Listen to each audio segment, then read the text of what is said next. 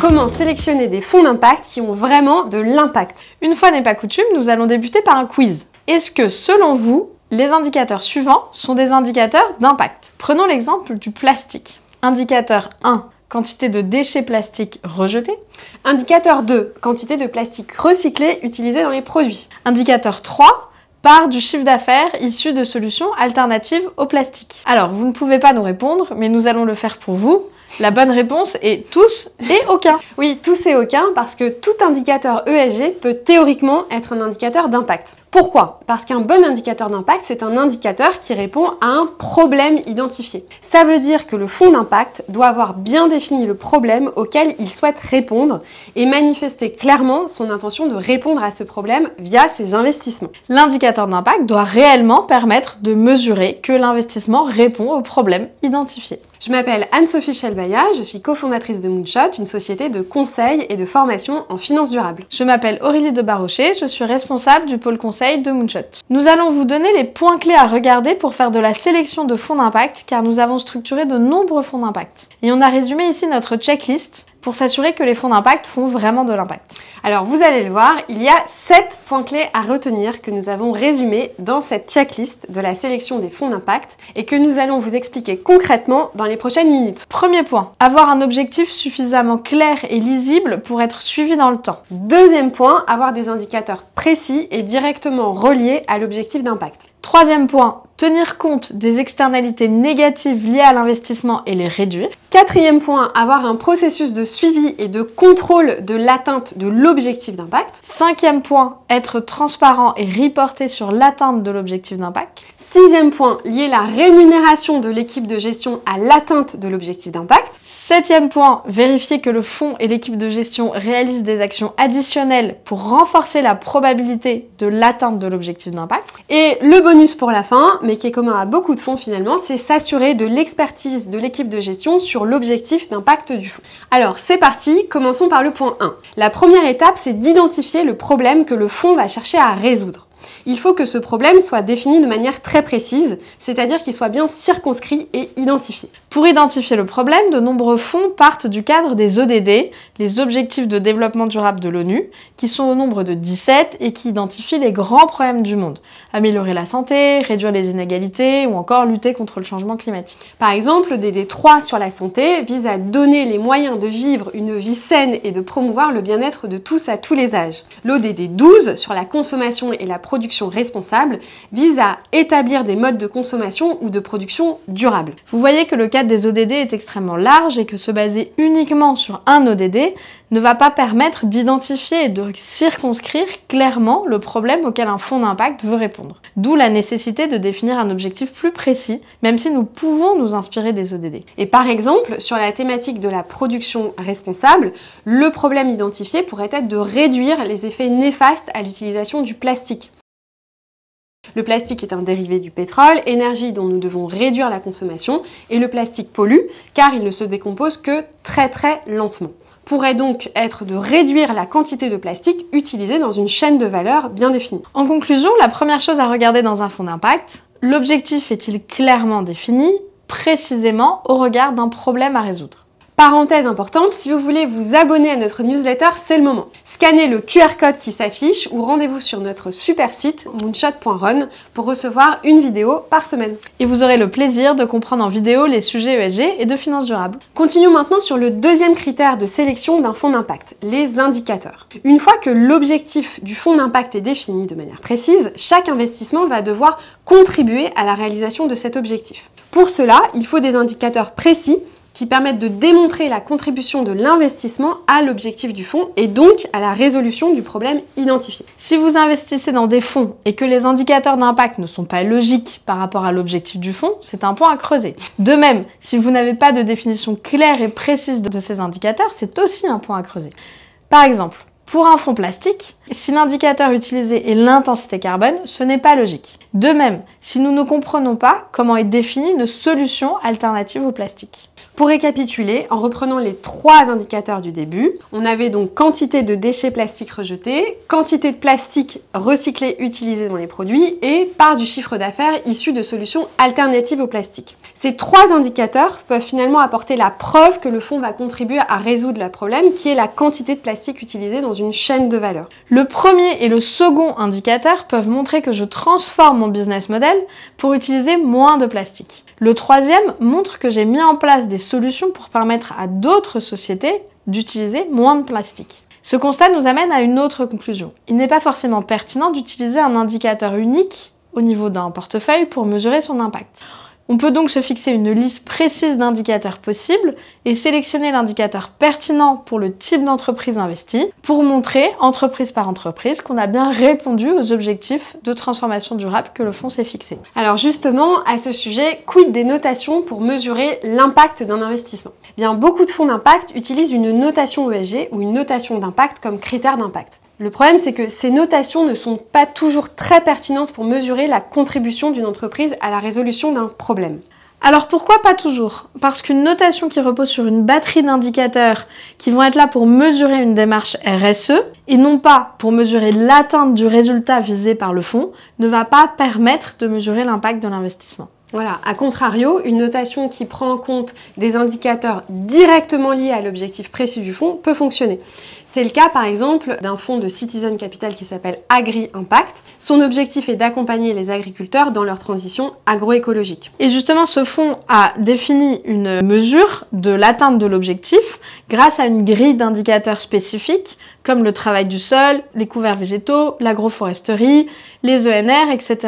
Dans ce cas-là, l'indicateur d'impact mesuré par une notation fonctionne puisque tous les critères sous-jacents de cette notation couvrent bien l'objectif d'impact. Et au sujet des indicateurs d'impact d'ailleurs, de plus en plus de fonds d'impact font valider la contribution réelle de l'investissement aux objectifs du fonds par une source tierce. C'est le cas par exemple de Raise Impact. Passons au troisième critère important pour sélectionner un fonds d'impact. Il est lié au fait de s'assurer qu'en apportant une réponse positive au problème identifié, on ne porte pas de préjudice trop important à d'autres objectifs de durabilité ou à d'autres enjeux ESG.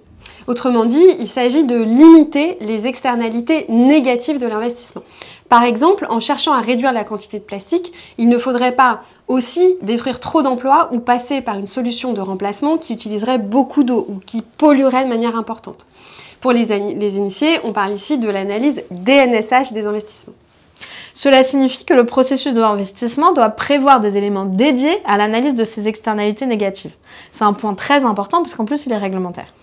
Et encore pour les initiés, un fonds d'impact sera bien souvent un fonds article 9 au sens de la SFDR et il doit donc vérifier que ses investissements ne nuisent pas à des facteurs ESG de manière significative et c'est encore une fois ce qu'on appelle le DNSH des investissements durables. Après l'objectif d'impact clair, des indicateurs cohérents, une vérification de l'impact global de l'investissement via le DNSH, on peut ensuite passer au suivi des investissements, c'est-à-dire vérifier qu'ils contribuent réellement à l'objectif d'impact du fonds via le contrôle du processus des investissements et du contrôle de l'atteinte des indicateurs d'impact. C'est un élément que nous avons parfois tendance à oublier lorsque nous sélectionnons un fonds, mais qui est vraiment essentiel pour s'assurer de la rigueur et in fine de la crédibilité du processus d'investissement. Il faut s'assurer que la société de gestion qui gère le fonds d'impact a bien défini un processus pour contrôler l'adéquation entre l'impact recherché, les actions déployées et les résultats. Le suivi des indicateurs de chaque investissement est très important pour s'assurer que la promesse du fonds est atteinte et qu'on va dans la bonne direction. Évidemment, ce contrôle ne doit pas être laissé aux seules mains des gérants du fonds. Il doit être confié par exemple à une équipe de risque ou de conformité ou même à un tiers. Cinquième point dans notre checklist des fonds d'impact, c'est la transparence via un reporting d'impact annuel. Avoir un rapport d'impact clair et accessible aux investisseurs est fondamental pour un fonds d'impact. Dans ce rapport, la contribution à l'impact du fonds de chaque investissement doit être justifiée et mesurée via des indicateurs qualitatifs ou quantitatifs. On vous montre ici l'exemple de Raise Impact. Vous voyez les indicateurs de suivi de l'impact des investissements, comme par exemple le nombre de personnes bénéficiaires, les tonnes de déchets, bien les pesticides évités, l'électricité propre générée, etc. Vous avez le détail de la contribution de chaque investissement à l'impact du fonds. On peut aussi prendre l'exemple d'Oltre Impact, sans accent, société de gestion italienne. Elle rend accessible sur son site l'ensemble de ses investissements par fonds et en montrant pour chaque investissement à quel objectif il se rattache. Ici, nous avons l'exemple d'un investissement qui se rattache à l'ODD 3 sur la santé. Cet ODD est décliné en un problème précis à résoudre qui est permettre des soins à domicile pour réduire le besoin en lits d'hôpitaux. Et elle explique comment le business model de l'entreprise Sera répond à cet enjeu et donne les indicateurs de mesure associés. Toujours sur la santé, on peut citer l'exemple d'un investissement de Citizen Capital dans une société qui s'appelle Ipso. L'objectif du fonds est de rendre les soins de proximité accessibles à tous. Les indicateurs cumulent donc le nombre de consultations et la part des patients vivant dans une zone à faible densité de médecins. Passons maintenant au 6e point, la politique de rémunération de l'équipe de gestion. Il est très important d'aligner l'intérêt de la gestion avec celui de la recherche d'impact, de la même manière que le gérant est habituellement intéressé à la performance financière du fonds.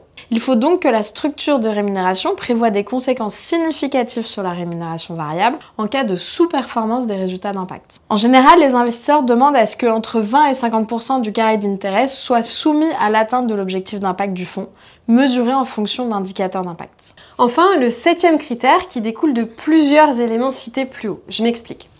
Si le fonds d'impact poursuit un objectif d'impact clair et précis, que la réussite du projet est mesurée via des indicateurs d'impact, que le processus d'investissement est structuré pour s'assurer que les investissements sélectionnés contribuent bien à l'impact du fonds, que la rémunération de l'équipe de gestion est liée pour une grosse part à l'atteinte de l'objectif d'impact du fonds, eh bien, il est absolument certain que l'équipe de gestion du fonds et la société de gestion vont tout faire pour amplifier l'impact des investissements. Amplifier l'impact des investissements, c'est ce qu'on appelle l'additionnalité. C'est le concept sur lequel tout le monde s'interroge parce qu'il n'est pas toujours tangible. L'additionnalité, c'est le fait pour un investisseur d'être actif. Cela veut dire qu'il ne suffit pas d'identifier des investissements qui répondent à la thèse, au problème identifié, mais qu'il faut aussi déployer des moyens pour amplifier le résultat. Alors justement, quels sont les moyens concrets? Potentiellement, il y en a plein, et certains sont plus facilement activables pour un fonds non coté comparé à un fonds coté. Premier exemple, le premier moyen, c'est d'avoir un engagement auprès des entreprises du portefeuille pour apporter des expertises spécifiques ou alors pour influencer l'entreprise pour qu'elle améliore ses pratiques et qu'elle augmente son impact positif. Les expertises spécifiques peuvent permettre à l'entreprise de maximiser son impact via des mises en relation commerciales ou le financement d'études d'impact sur un produit pour prouver qu'il est réellement utile, etc. Une pratique aussi qui se développe de plus en plus consiste à verser une partie des commissions de gestion du fonds à des organismes dédiés qui vont contribuer à l'impact identifié. Donc c'est une possibilité intéressante pour des fonds cotés qui vont investir dans des entreprises sur lesquelles ils ont peu d'influence. Dans ce cas, les leviers d'engagement sont peu actionnables, mais reverser une partie des frais permet de financer des acteurs qui vont, eux, avoir un impact sur le thème ou la chaîne de valeur visée par le fonds. Dernier point fondamental, c'est l'expertise de l'équipe sur l'impact et le sujet que le fonds veut adresser. Investir en ayant de l'impact suppose de parfaitement maîtriser l'enjeu, dans notre exemple plastique, et ce qui l'implique au sein des entreprises. Si en discutant avec l'équipe de gestion, vous vous rendez compte que le thème visé n'est pas maîtrisé par l'équipe, faites attention. Le fonds n'aura pas d'impact si l'équipe de gestion ne veut pas véritablement avoir de l'impact à travers ses investissements. Pour finir, on voudrait faire le lien entre les concepts dont on parle souvent sur l'impact, qui sont l'intentionnalité, l'additionnalité et la mesure. Faire le lien donc entre ces concepts et les 7 critères dont on vous a parlé. Le premier critère d'un fonds d'impact est d'avoir un objectif clair et précis qui répond à un problème identifié. C'est l'intentionnalité, c'est-à-dire la volonté d'atteindre cet objectif qui a été défini. Le deuxième critère, c'est d'avoir des indicateurs directement liés à l'objectif qui permettent donc de mesurer l'atteinte ou non de l'objectif du fonds. Ça, c'est la mesure. Le troisième critère, la prise en compte des externalités négatives, reflète aussi l'intention du fonds et de l'équipe de gestion d'atteindre cet objectif en prenant en compte toutes les facettes ESG de l'investissement considéré. Le quatrième critère, c'est le suivi et le contrôle de l'atteinte de l'objectif d'impact, et ça, c'est un outil de mesure de l'impact. Le cinquième critère sur la transparence et sur le reporting, c'est aussi un outil de mesure de l'impact. Le sixième critère sur le lien entre la rémunération et l'atteinte de l'objectif d'impact reflète l'intentionnalité du fonds d'atteindre l'objectif d'impact. Le 7e critère sur la mise en œuvre d'actions spécifiques et amplificatrices de l'impact, c'est l'additionnalité du fonds. Et enfin, le dernier critère de notre liste, qui est l'expertise de l'équipe de gestion, à la fois sur l'impact et sur le sujet que le fonds adresse, relève bien sûr de l'intentionnalité.